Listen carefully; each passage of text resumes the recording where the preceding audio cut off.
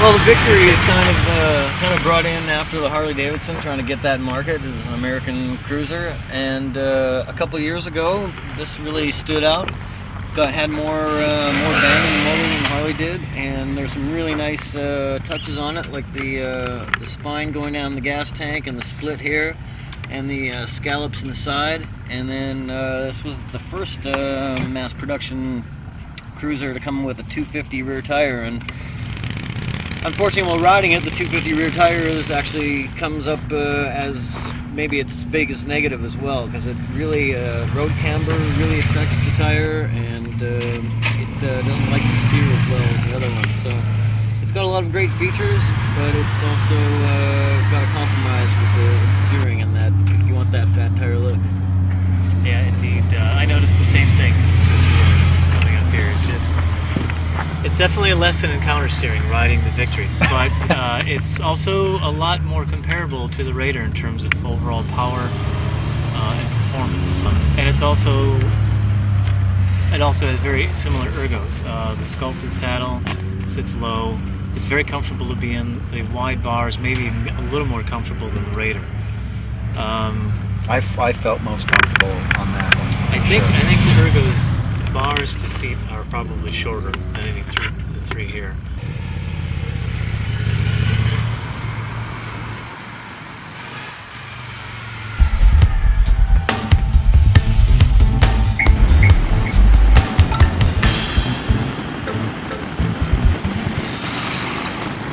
In my opinion, it's just hard to beat the Raider in this group when you bring price into the picture.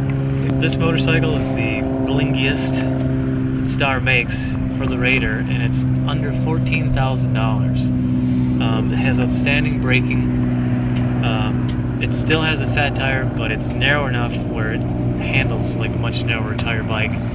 It's got loads of power. You roll the throttle on, and the bike still just takes off. I really ride it like a fool on the freeways at times, just darting in and out of traffic, slicing up the cars.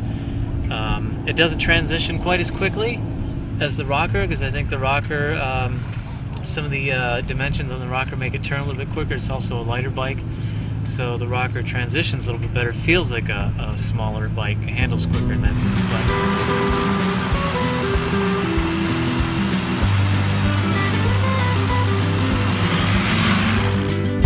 Kevin, any final thoughts?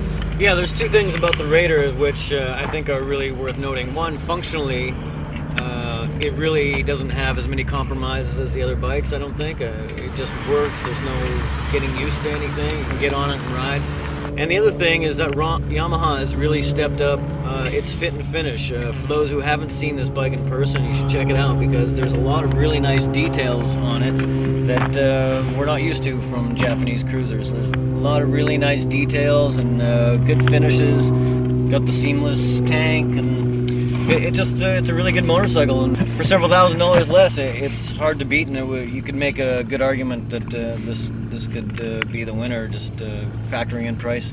The Yamaha is obviously the fastest one here by far, but I had trouble keeping up with Fonz on a Versus on it, you know, so for all the power, I couldn't keep up with a 650, so it's almost like that wonderful power can be wasted depending upon what road you're on. But the performance of the Yamaha is fantastic.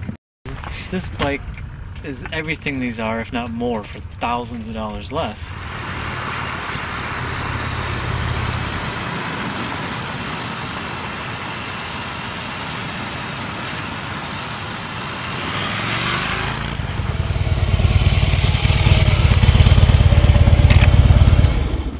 I'm so Hollywood. The Raider's kind of my favorite. Do you have a favorite, Buzz? In terms of, I just go by kind of what my eye is constantly drawn to, and every time I'm standing here, my eyes just wander back over to this every single time, because I just start checking out all the cool little bits on it. The more I look at it, the more I find things to like on it. You know, there's just some really neat little styling details that they've done, and ugly things that they've hidden that really makes the bike stand out. And when I first pulled up at Fonz's house, I was like, I'm not too crazy about it. But then as I watched other guys ride it and, you know, just kind of go over it and check it out, really done a neat job with the overall styling of it. Obviously, it's the most expensive bike here, so you're paying for the extra bling. But I think obviously in this class, bling is what it's about. The Harley owner obviously could buy the extra cubic inches if they wanted it. I mean, they have a 110 kit.